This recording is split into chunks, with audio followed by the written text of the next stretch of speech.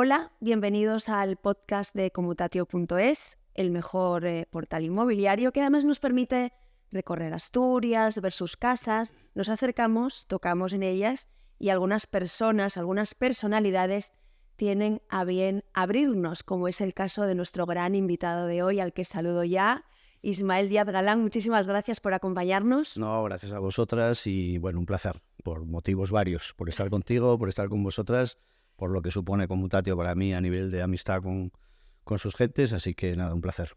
Bueno, lo primero, ¿cómo estás? Pues estoy para comerme, siempre digo lo mismo, porque si dices una cosa triste, pues vas a alejar al personal, pues para comerme. Positivo, ¿no? Ante todo. Muy positivo. Siempre positivo, eso lo decía alguien de tu gremio. Sí, pero y además yo creo que, bueno, lo notaréis con el paso del tiempo.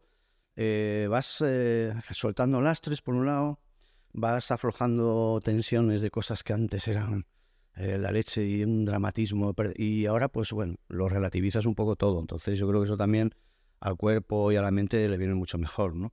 Además tengo la teoría de que cuando pasa eso, los problemas se van arreglando.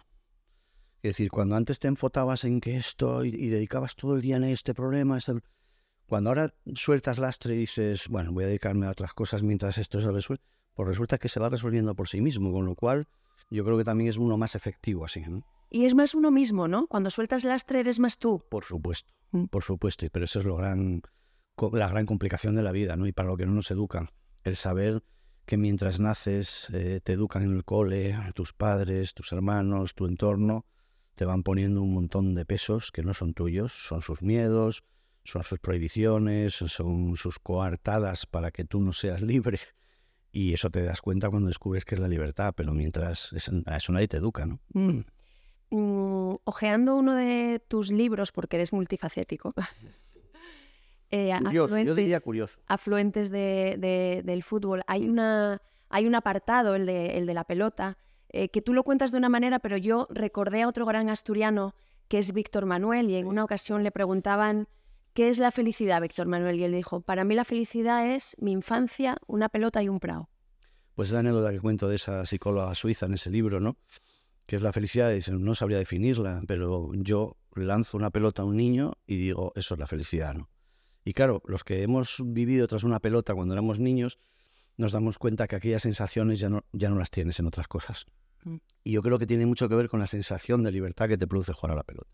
Efectivamente. Y entonces, bueno, por eso en ese libro hablaba de esa... Porque a veces se nos olvida que los niños cuando empiezan a jugar al fútbol juegan por buscar esa diversión que nos producía a nosotros la pelota.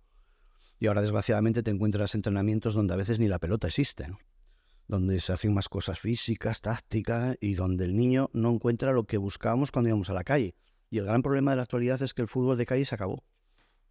Y con el fútbol de calle se ha perdido toda la capacidad de improvisación, de creación, porque cuando estábamos libres jugando con la pelota teníamos que inventar para salir de los problemas. Pero ahora nos lo tienen todo programado a los niños de tal manera que pásala a este al otro, y entonces se ve en el fútbol base muy robotizado, ¿no? Fútbol de calle que además es una pasión universal, porque en cada pueblo del mundo y del continente es una de las mayores aficiones, es como que es algo que, sobre todo a los chicos, aunque es verdad que ahora ya es mucho más inclusivo, hablaremos de ello porque además tú tienes algo que ver en ello, pero es verdad que es algo contagioso y universal, ¿no? Esa sensación de libertad y de jugar a la pelota o a lo que tengas que sea parecido a redondo. Yo creo que la palabra sería la evasión que produce el fútbol, no tanto la distracción, que también es la evasión de realidades muy duras. Yo que tuve ocasión de trabajar en los 4 continentes, siempre me gustó observar desde el hotel o desde el sitio donde estés las calles, ¿no? Y sobre todo pasearme por las calles y los barrios complicados. En Bogotá, la última vez que estuve, antes de la pandemia, por ejemplo, me fui a la Escuela Roma. La Escuela Roma es un proyecto precioso con el que estoy colaborando porque es único en el mundo, donde es un barrio tan humilde que los niños para jugar en esa escuela no pueden pagar cuota. Y lo que se le ocurrió a los monitores, a los entrenadores, es que los padres nos paguen con los residuos de plástico de sus casas. Y con eso ellos hacen pulseritas de los clubs, hacen llaveros y subsiste la escuela. Pero además lo asocian la enseñanza del juego del fútbol a la del reciclaje. Claro, Entonces, doble labor. Sí, pero es que no solo en ese hecho de cómo pagan, sino es que les aleccionan de lo que es cuidar el planeta. Y toda la terminología del fútbol desplegarse, no sé, lo utilizan con palabras del reciclaje, o sea, me parece una pasada. Bueno, pues, ¿qué es lo que provoca esto? El saber que esos niños durante el tiempo que están entrenando o luego jugando en sus barrios no se acuerdan de lo pobres que son. Seguramente ni saben porque son dioses para ellos, porque están en torno a una pelota, ¿no? Yo colaboro con muchas ONGs por el mundo en este sentido. Bueno, hace poco que les mandé equipación y pelotas a otra, bueno, da igual, un sitio africano, una capital, da igual, Kinshasa, me parece, bueno, me voy liando con los sitios donde estoy, pero de otra ONG, el Pájaro Azul, que son excepcionales.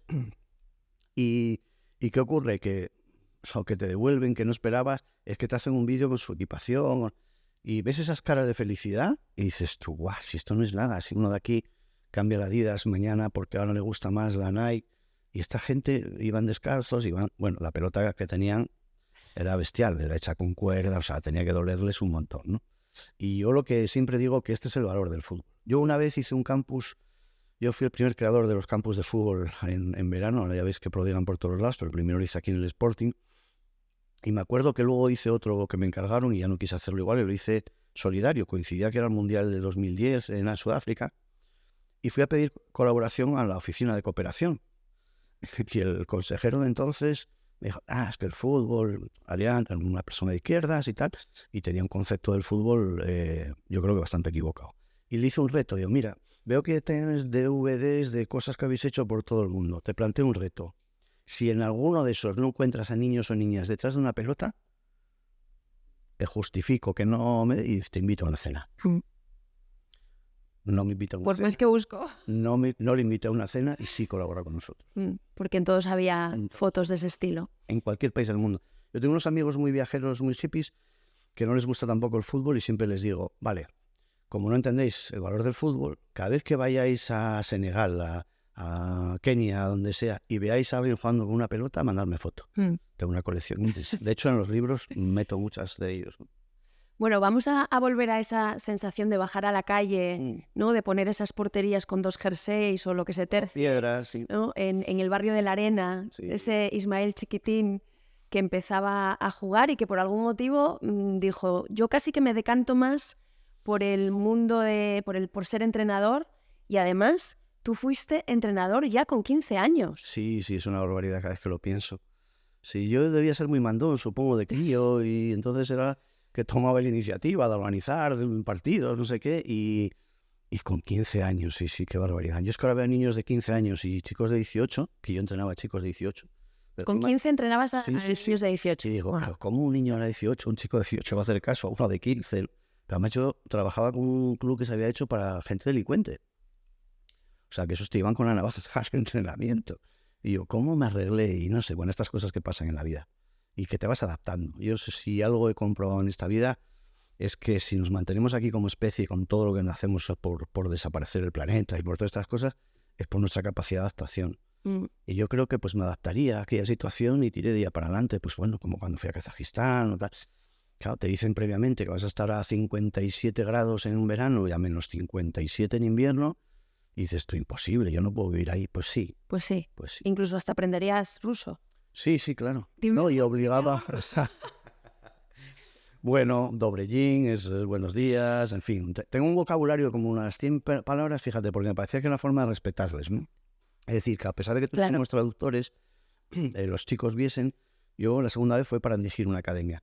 Y a todos los técnicos españoles les obligué a conocer esas 100 palabras. Y yo, de hecho, he dirigido entrenamientos solo con las palabras en ruso. Obviamente te metes en una charla técnica o tal y ya no puedes. Es muy complicado. Pero fíjate qué curioso y qué bonito es esto del fútbol. Aquellos chicos, por la experiencia con nosotros, como nos oían las palabras en español, un día que estaba retrasándose el entrenador, me metí en el vestuario con una grabadora y les di, bueno, con el móvil, y les dije, a ver, ¿cuántas palabras sabéis en español? Empezaron a soltar, pum, pum, pum, pum. Yo, mira qué bonito la riqueza cultural nuestra hacia ellos y de ellos hacia nosotros, ¿no? Bueno, eso solo lo provoca el fútbol, como muchas otras cosas preciosas que he vivido, ¿no? ¿Qué tiene que tener un buen entrenador, un buen líder? Porque tú, además, ahora, otra de tus facetas es enseñar a la gente a ser un buen líder, a gestionar equipos. Sí, supongo por aquello de la moda del fútbol, empresas determinadas, pues he estado desde hacía antes de la pandemia, estaba como igual 8 o 10 años, en los que me llamaban, pero empresas potentes. Es decir, yo, por ejemplo, estuve para el grupo AXA, esos que tienen en Gran Vía un edificio que pone AXA y arriba. Yo estuve con el director de AXA y es el dueño de todos los tanatorios de Madrid para abajo. Y yo me vi dando cursos de empresa a gente del tanatorio, que con esos gentes, la verdad que aprendí un montón sobre la vida, porque están conviviendo con la muerte todos los días y eso te enseña a vivir, ¿no?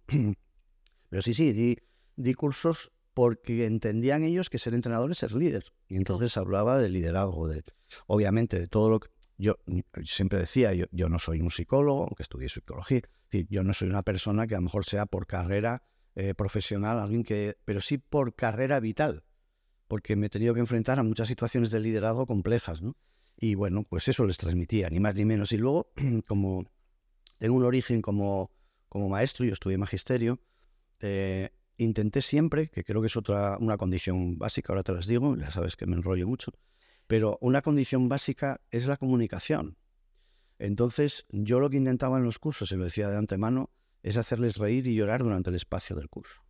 Las emociones, ¿no? Y te aseguro que no hubo ningún curso donde no hubiese gente emocionarse por un lado o por otro.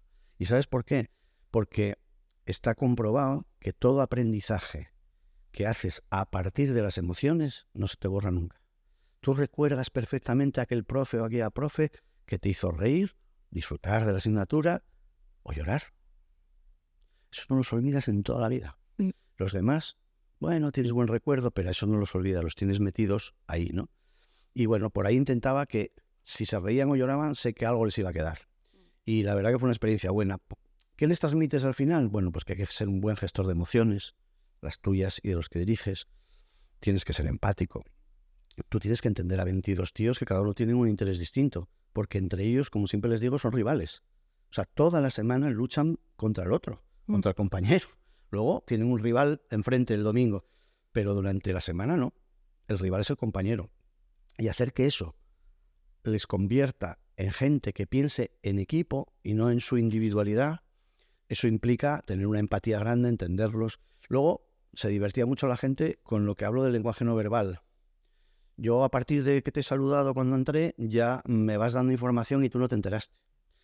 Y siempre digo que es la información más fehaciente, porque viene del inconsciente. Tú cuando hablas pasas por el intelecto y lo tienes muy racionalizado, pero el lenguaje no verbal no pasa por la racionalidad. Pasa por ese cerebro, uno de los tres que tenemos, que tiene que ver más con lo emocional, con lo instintivo. Y por ahí también darles esas claves del lenguaje no verbal les ayudaba a ellos en las empresas. A mí, desde luego, me ayudó mucho en el fútbol. A mí hay pocos jugadores que me engañasen. Me pude dejar engañar, pero yo sabía de qué palo iba seguro, vamos, porque te vas adiestrando en ese instinto de entender al otro por encima de las palabras. Cuenta los que saben de esto que el mensaje, lo que transmites, solo el 5% va a través del lenguaje verbal. Claro, el 95% restante es el no verbal. Tu tono, tu gestualidad, todo lo que implica comunicarse, y eso los entrenadores no nos lo enseñan. No, y además, si yo te digo no, pero mi cara te dice sí, lo que a ti te llega es sí. Te puedo asegurar que sí. Te puedo asegurar que sí. Pero eso lo vives en la vida cotidiana. ¿Sabes quién te confunden a veces un poco? Los críos. Pero aún así son de manual también. Es decir, porque son instintivos, no están tan racionalizados, no esconden tanto. Pero eso me ayudó. Y bueno, lo transmito en los cursos esos y en los cursos de entrenador. Yo soy también profesor de entrenadores. Y sé que es algo que le estás dando y que nadie más les va a hablar de ello. Y es tan útil, porque esa vertiente de ser comunicador para un entrenador es básica. Y manejar la presión, por ejemplo, ¿no? Es otro de los la grandes gestión de las emociones que te digo. Claro, yo he trabajado profesionalmente con un estadio con 82.000 personas rugiendo. Es que eso, ¿sabes? Cuando vive situaciones de alta tensión, pero bueno, que las puede vivir uno en el fútbol base, pues porque si es responsable se va a saber que cada cosa que dice o hace con un niño va a tener una trascendencia, ¿no? Entonces, en la medida que seas consciente de eso, de que las emociones es básico, empezarás a regular las tuyas y a controlarlas para que no se deteriore tu trabajo y empezarás a entender que a nosotros también las emociones les afectan. Yo fui uno de los primeros técnicos en España que trabajó con psicólogo deportivo, ¿no? Y además tuve al mejor, a Chus García Barrero, que en paz descanse, que fue además medalla de oro con la selección española en la Olimpiada de Barcelona. Y siempre les decía, el problema de los psicólogos es hacer ver al fútbol, que es tan reacio a los cambios, que sois psicólogos. No, sois un técnico que trabaja aspectos mentales. Y yo lo tenía conmigo en los entrenamientos en chándal, ¿no? Pero la gente ya cree que es que van a ir los jugadores a un diván a hacer no sé qué cosas psicoanalíticas. No, y que ahora parece que es más con común. el tema de la salud mental es que está de moda incluso, claro. Incluso pues, la gente lo dice muy abiertamente, Es que el si que no no va al dice- psicólogo no es nadie, Claro, o- es que el que pero en es- aquel momento, ¿no? Y aparte en un fútbol muy, no sé si decir esta palabra, muy machirulo, ¿no? Hace unos años, ¿no? No digas muchos años. Ya. Yo sigo diciendo que el varón dandy y la caspa al fútbol español no se la quitamos todavía. Bueno, tienes ejemplos ahora con el racismo, tienes ejemplos con mil cosas, ¿no? Tienes ejemplo con que le pasan a las chicas lo que les pasa y no hay ni un solo jugador de la selección española que se pronuncie, ni uno. Bueno, hay un tío que está pasando el proceso judicial que está pasando y a muchos de los que están todavía en la federación, incluso en la selección, les vimos aplaudirle. Decía, no, dimito, no, y ellos aplaudían. Está muy incrustado en el mundo del fútbol. Es más, decir esto que estoy diciendo me está granjeando enemigos en el mundo del fútbol. Yo lo sé. Yo sé que estoy en una lista negra. Porque no has sido normalmente No. políticamente correcto, Correcto. ¿no? No te has... Por encima de la política correcta que dicen algunos, está la justicia social. Y esa es mi bandera. El ser políticamente correcto te aporta cosas a nivel profesional. Es obvio que yo he dejado de trabajar en sitios importantes por pensar como pienso, pero yo tengo una legión de amistades. Decían los romanos cuando definían España que era un país, un territorio, que podías ir recorriendo desde el sur hasta el norte una ardilla sin bajarse del suelo, que estaba lleno de árboles. Yo siempre digo que si yo tuviese que recorrer ese país, no tendría que ir de árbol a árbol, tendría que ir de amigo en amigo y ¡Qué tendría maravilla! y tendría casa. Bueno, entonces merece la pena, ¿no? Pero no te lo digo por vanidad, te lo digo porque me ha pasado. Yo he pasado épocas de mucha ruina económica y de tener, por ejemplo, que presentar un libro, me acuerdo, pues igual el primero, y hacer presentación en Madrid y en Málaga, y luego a la vuelta en Asturias. Bueno, con mi expareja, ostras, ibas a meterte a gastar dinero, y le dije, mira, llevo este billete de 50 euros en el bolso y te aseguro que te lo traigo de vuelta. Estoy hablando de ir a Madrid, dormir en Madrid, comer en Madrid, irme a Málaga, comer en Málaga, dormir en Málaga y venirme para Asturias. Málaga, ¿no? Esa palabra para ti es con luminosos. Ahora hablamos de Málaga. ¿Ves? Se me ha notado el lenguaje no verbal. Sí, sí. Y si se te ha iluminado la cara. La expresión. Ruina económica. Por una persona de éxito y de tanta trayectoria como tú, ¿cómo es posible, no? Que, Define éxito primero. bueno, has trabajado en muchos equipos. Ah, vale. La parte esta del foco. El problema del fútbol es que la gente solo cree que el mundo del fútbol son los que salen detrás de las pantallas. Pero en el mundo del fútbol habría que enseñarle a los niños cuando empiezan que solo el 1% de los que empiezan llegan a ser profesionales, no estrellas, profesionales. Si te digo el margen de entrenadores, te abrumarías. Y toda esa gente es parte del fútbol.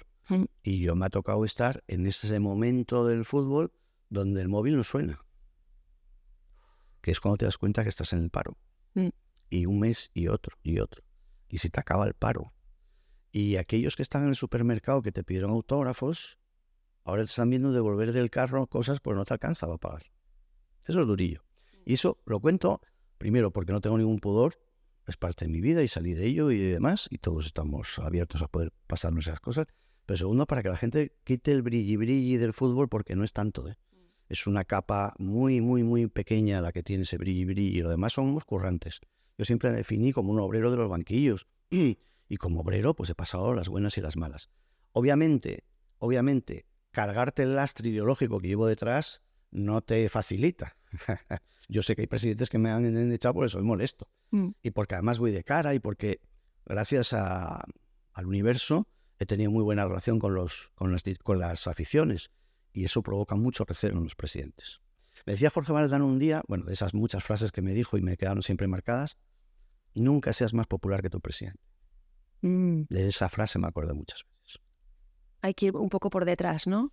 Sí, darle el protagonismo al presidente es importante. Yo te diré que, por ejemplo, el caso más ejemplar, y fíjate, ahora está en la cárcel y me mantiene una relación de mensajes y de tal impresionante. El presidente del Málaga, yo recuerdo el día aquel del ascenso, de la celebración del día siguiente, Nos llevaron en Calesa pues a la Virgen de la Victoria, imagínate la explanada aquella llena de gente, banderas del Málaga, entrar un asturiano en una iglesia y escuchar el cánticos del Málaga con las banderas, que eso para mí, hostia, un lugar sagrado, no puede ser que esto pase aquí, ¿no? Pues pasaba. Bueno, pues tanto fue el Ismael Cadate, que escuchó el presidente, que yo iba a la Calesa con él y con Celia Villalobos, que era la alcaldesa de Málaga entonces, y cuando volví, claro, la explanada te frenan, autógrafos, fotos, no sé qué, no estaba la Calesa mía. Me tuve que ir en el estribo de la Calesa de uno de los jugadores. Estaba tan molesto de que... A ver, luego con el tiempo lo entiendes. El tío había gastado su pasta, ya me había contado varias veces que no gastaba ese dinero porque era rico, pero nadie lo sabía. Y al meterse en el fútbol todo el mundo sabía que era rico. Y yo, bueno, vale, pues es claro. Si yo esa vanidad se la quito siendo más popular que él, me acordaba a Jorge en esos momentos. Y ellos lo rentabilizan de otra manera también, ¿no? Su fama de presidentes, ¿no? Yo no sé por qué. Yo siempre digo que los buenos directivos, los buenos empresarios, que son los que yo quisiera, por amor al fútbol, que entrasen al fútbol, nunca entran precisamente porque son buenos empresarios. Y saben que lo del fútbol es... O entiendes la esencia. Yo es que, por ejemplo, bueno, en otros sectores no sé cómo será, pero yo si fuese empresario y dominase el calzado, no se me ocurría meterme en el de fabricación de chorizos, porque no lo controlaría, ¿no? En el fútbol se meten a saco por creer que saben, porque vieron partidos de fútbol desde pequeños o lo jugaron. Este es un negociado muy particular. Como todos esos sectores tienen sus intríngulis. Como los conozcas y no pongas, que es lo que hacen en sus empresas, menos en el fútbol, a gente que sepa y delegues en ellos, porque ese es el tema. Claro. Yo no domino el fútbol, pero estos no. ¿Quién ha sido un buen presidente? ¿El mejor presidente para mí? Sí. Hombre, yo he tenido a Plácido Rodríguez, el que llevó al Sporting a Europa, que me parece excepcional, de culto y demás. Y luego tuve a Félix Campo en el Cacereño, que siempre lo pongo, por ejemplo, porque sin tener una base cultural, era camionero, hizo un emporio y una empresa, un montón de transporte y de tal. Tenía una inteligencia emocional, de la que hablo también en los cursos, que me parece más importante que la inteligencia académica, que era bestial. Era un tipo que te invitaba a comer solo cuando perdías. Eso es complicado, ¿eh?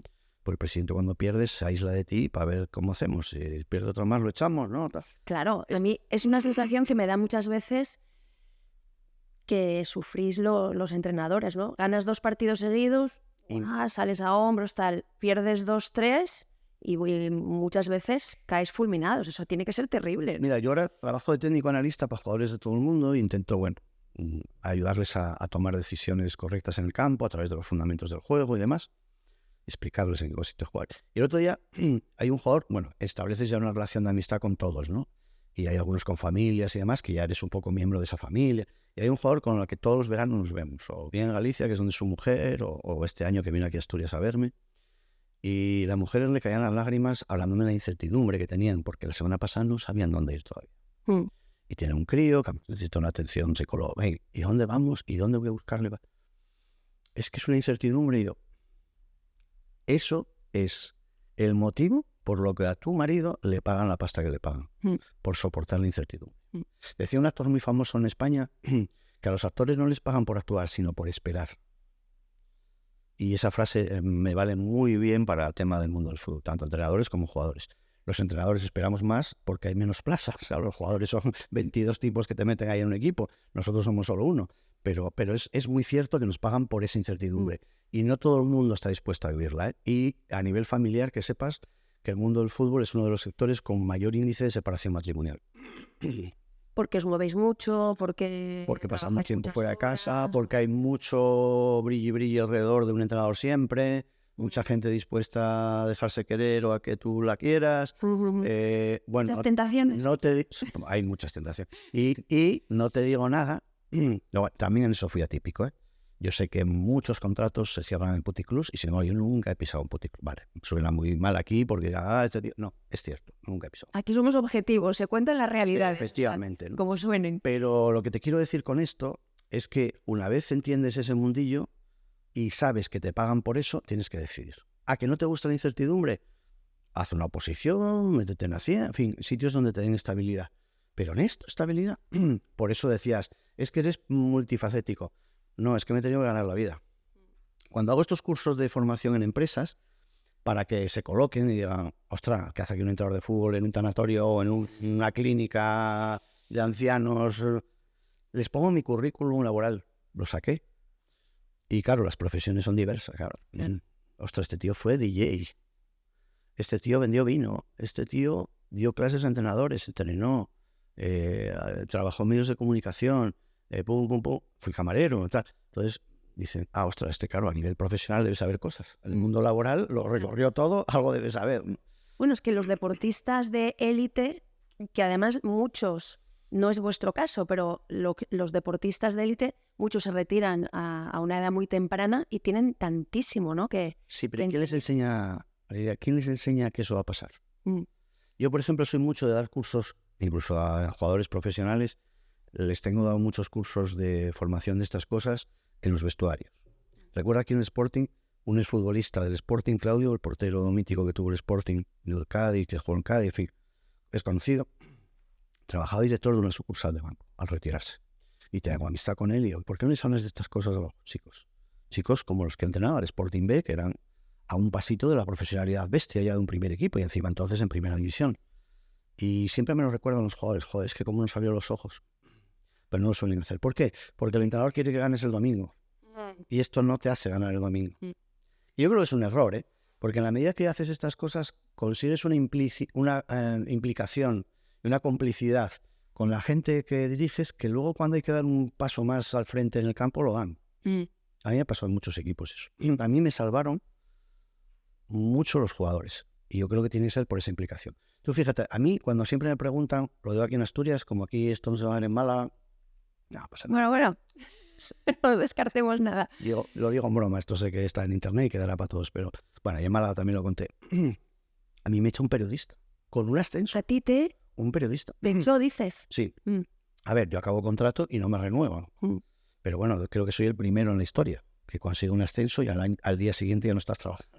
Pero eso sí es... Bueno, pues un periodista que se vengo y con el que ahora me viene y me da unos abrazos tremendos y tal, porque bueno, pasó el tiempo y la verdad que no soy nada rencoroso. Y la cuestión fue por defender a mis jugadores en una tertulia con él delante. Y salí en su defensa después de estar muy callado, muy prudente, pero ya me hinchó tanto que dije, o doy un paso por mis jugadores o ellos se van a avergonzar de mí. Era una tertulia en el Corte Inglés, me acuerdo. Está aquí muy cerca de Asturias, del de Gijón. Me acuerdo cuando bajo de la cafetería que estaba arriba, por la escalera mecánica, empieza a sonarme el móvil, todos los jugadores míos. Vaya, seguro que tienes, ¿viste? A enfrentarte a a dar la cara por nosotros. Esos chicos, el último partido que había que meter 3 goles, yo estaba seguro que si hubiese que meter 5 también los iban a meter. Sí. Y ascendimos. Entonces yo creo que el mostrar un líder, por llevarlo otra vez al terreno del liderazgo y de las empresas, que por encima del resultado y de tu permanencia en un sitio está la labor común, les hace entender a ellos que la labor común es lo primero. Y esa es la clave para tener un equipo eficiente. Me estabas contando ese arrope, ¿no?, de los jugadores en Málaga. En Jaén te sucedió algo parecido, pero aquello fue... ¿Cómo fue aquello? Pues aquello es que me echan la madrugada antes del primer partido.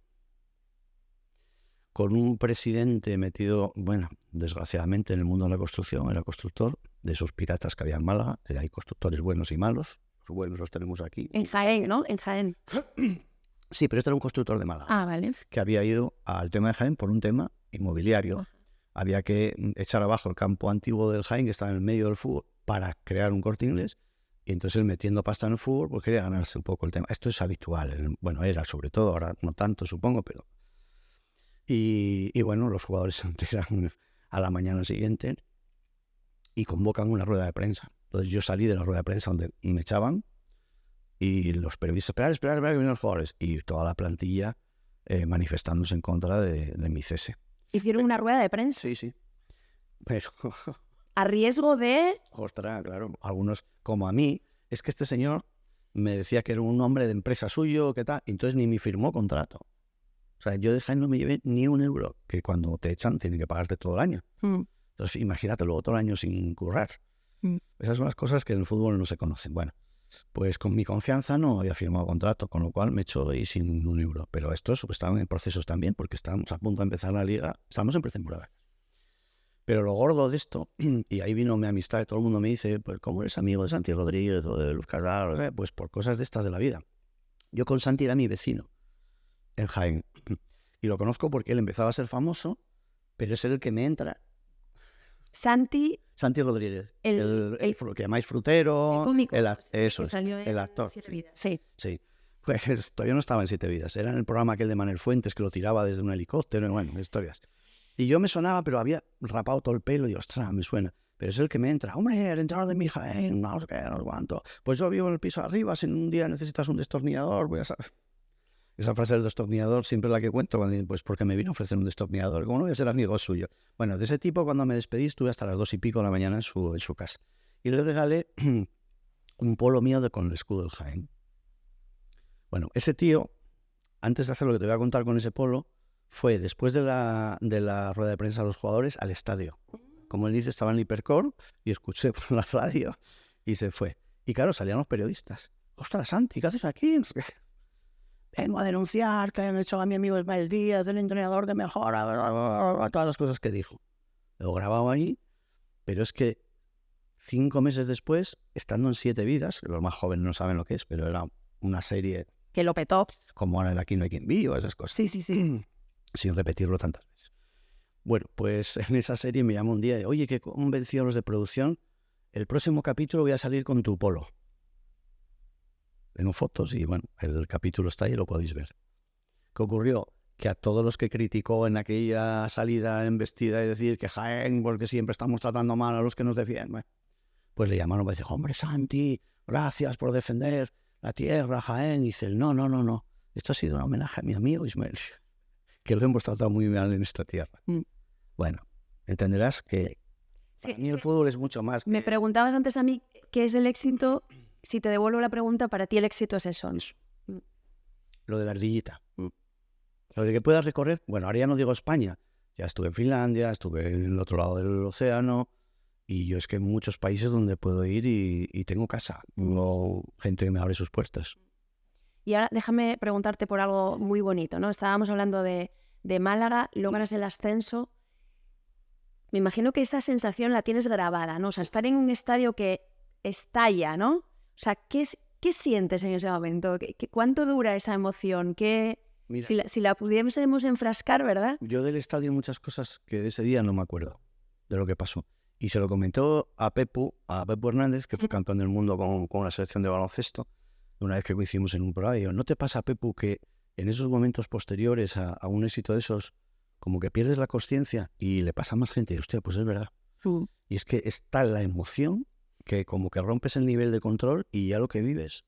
A mí me regalaron esa tarde, antes de entrar al campo, una cosa estas de cuentas con Cristo, y un rosario, no sé qué, con tanto amor que no sé quién es la persona y llevo años preguntando por ahí quién sería aquel empleado por agradecerle, porque ahora lo llevo a todos los lados de mi profesión. O sea, la adrenalina es tal que hasta se te olvidan... Es que no es el campo, es que es Málaga echada a la calle. El autobús tardamos un montón en recorrer por la muchedumbre que había allí, subir al ayuntamiento, aquella... es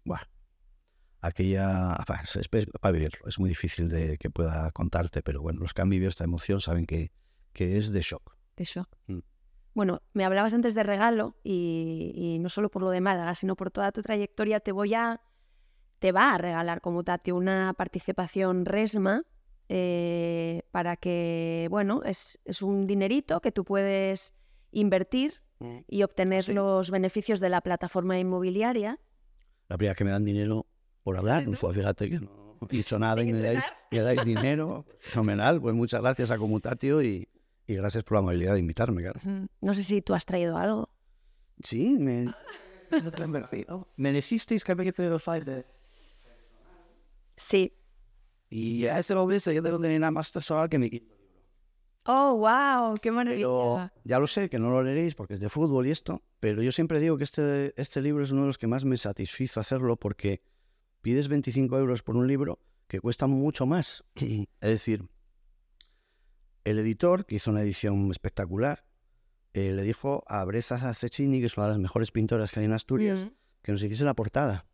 Y a él se le ocurrió hacer una litografía firmada puño y letra a lápiz por ella, y con un número de registro. Wow. Esto si lo cuelgas y dentro de unos años te ves apurada, lo vendes y es una pasta lo que cuesta esto. Con lo cual yo creo que era el regalo más valioso en lo personal, porque fíjate, este es el libro que además de costarme muchos años, es lo que recoge la esencia de todo lo que he hecho como entrenador en equipos y ahora en lo que es la asesoría técnica que hago, ¿no? Porque es hablar de lo que es el fútbol. Los cimientos del fútbol son sus fundamentos. Y bueno, está hecho con tanto cariño, con tantas horas de trabajo y de mucha gente, porque me implicaba muchos amigos para ilustrar. Bueno, aquí habla Álvaro de Benito, habla Juan Mata, el futbolista, Juan Malillo, que es el segundo de Guardiola, Martí Perarnau, que es su biógrafo, en fin. Mucha gente que he implicado, entonces es de las cosas creo que más valiosas tengo por casa y quería Muchísimas gracias. Para el equipo de Comutatio dices, no lo vais a leer porque es de fútbol, pero ya hemos visto que el fútbol es la vida. Sí. Y que hay mucho que aprender, ¿no? Sí, sí. Es un libro hecho en forma de partido de fútbol, donde hay una primera parte que hablo antes del pitido inicial y es donde meto a jugadores que he entrenado en una alineación de 11 y cada uno dice qué le supuso a ellos el que yo les haya transmitido los fundamentos del juego en su día, ¿no? Hablo también en ese antes del pitido inicial de cuál es el planteamiento inicial del entrenador, en este caso del escritor. Y luego hay un primer tiempo que se trata de desmontar todos los infundios más gordos que hacen más daño al fútbol por el desconocimiento que hay sobre él. Y alucinas la de cosas, pero bueno, yo cogí 13 infundios bestiales que hacen mucho daño al fútbol y que la gente los da por verdad cuando son mentira. Y luego hay un segundo tiempo que es el explicar en qué consiste jugar al fútbol. Tanto en ataque como en defensa, tanto en colectivo como individual. Y luego, siguiendo la línea de un partido, en el descuento le pedí un pequeño cuento, un pequeño relato a gente que me gusta como escribe, de siempre, y les pedía que en ese cuento la esencia fuese que hablasen de lo esencial de la vida, de los fundamentos. Y hay gente, bueno, Jorge Valdano, Ángel Capa, en fin, gente que hay muy igual. Los más jóvenes no los conocéis, pero son gente muy buena que ha aportado mucho al fútbol. Y luego escritoras, jóvenes, noveles, como una de las chicas que escribe. Y bueno, de todo eso yo creo que ha hecho luego el compendio del editor haciendo una edición muy, muy trabajada y luego el regalo ese del cuadro. Entonces, bueno, es un libro que me siento muy orgulloso. Gracias. Y encima está gustando, Gracias. con lo cual, bueno, fenomenal. Te deseamos muchísimos éxitos con este libro también. Bueno. Hablas mucho de Valdano, se ve que lo admiras. ¿A quién más admiras? Como entrenador, como jugador. Sabemos que adoras a Kini también, adorabas, lo sigues adorando. Kini es mi hermano mayor de siempre, desde que lo conocí. Mira, yo tuve una inmensa suerte con el fútbol, que es que a gente que admiraba, como el Brujo, por ejemplo, la oportunidad de la vida me dio de hacerme amigo. Y me pasó con él, con Jorge Valdano, con Juan Malillo, que para mí ya es más que amigo, es un hermano de vida, o sea, el típico que cuando tienes algún problema le consultas. Y a toda esa gente que me ha cruzado en el camino y que me ha aportado tanto, yo siempre digo que no puedes amar a una persona si no la admiras, ¿no? Entonces les admiro tanto que has pasado esa fase de amar, querer. Tuvimos en la anterior entrevista a Yolanda Trabanco de Casa Trabanco y siempre le pedimos a nuestros invitados que nos regalen una pregunta para el siguiente invitado. Así que ya puedes ir pensando en la tuya. Y ella lo que te pregunta es qué opinas y qué te parece y si crees que tiene importancia el mundo de la sidra. Consumidor eres, ¿no? Me imagino. Sí, pero ¿qué valor le doy? Sí. Dices, hombre, se lo dices a un asturiano que ha pasado muchos meses fuera de Asturias. Pues es como pasar el Negrón, ¿no? Es esos símbolos que te identificas con que perteneces a una tierrina que siempre digo que empiezas a amar cuando la tienes lejos. Porque luego aquí somos muy antichovinistas. Aquí somos muy cabritos con nosotros mismos y cada cosa que hace un asturiano nos lanzamos al cuello. Con lo que vale esta región y con Tremendo. La fuerza que tienen los asturianos. Tremendo el valor que hay en talento artístico y somos incapaces de admirar lo nuestro, ¿no? Y claro, cuando pasas las fronteras lo admiras todo. Pero claro, la sidra es una seña de identidad. Yo he tenido una pelea siempre fuerte en los vestuarios porque siempre que he tenido vascos me han peleado el tema de que la sidra es vasca. Y yo, bueno, y entonces yo acababa siendo el tonto que llevaba la sidra asturiana y la gente probaba, pero ellos no la enseñaban, claro, ellos llevan esos bidones que luego hay que echarlos y levantarse y volver al sitio. En fin, otra historia. Y entonces la sidra que han probado en mis vestuarios ha sido siempre la asturiana, entonces me parece... Y están haciendo un trabajo buenísimo ahora porque, en fin, como todo, ha venido ya la evolución tecnológica, ya hay mucho cuidado con qué tipo de manzana, el proceso. Entonces hay una industria siderera asturiana, como en otros sectores, pues puntera, ¿no? Y ahora te tengo que pedir 2 cosas. Una, que es otra pregunta que hacemos a todos nuestros invitados, ¿cuál es el espacio de tu casa o de una casa de tu vida que recuerdas con cariño o que más te gusta? Yo, por vivencias, pero porque el concepto también me atrae, en general, es las cocinas. Esas cocinas, claro, no de 1 metro cuadrado, es decir, esas cocinas donde hay una mesa amplia, donde los niños, mientras preparas la cocina, te vienen a contar las cosas del cole, donde luego haces tertulia. Es decir, ese ámbito y esa generación de felicidad, a mí me gusta mucho cocinar. No soy un chef, pero vamos, me gusta y he cocinado siempre. Bueno, me he tirado muchos meses fuera de casa, no me quedaba otra. Yo llegaba a hacer fabadas asturianas en Kazajistán, que hay constancia de ello en Facebook, ¿no? Entonces yo creo que lo que generas de felicidad en ese espacio, yo creo que en pocos sitios. Porque bueno, luego estás cómodo en tu sitio, tienes tus libros, tal, pero claro, ahí es donde trabajo, sobre todo ahora, desde hace 5 años soy técnico analista y con jugadores de todo el mundo te comunicas por videoconferencia. Entonces ya lo relacionas más a lo profesional.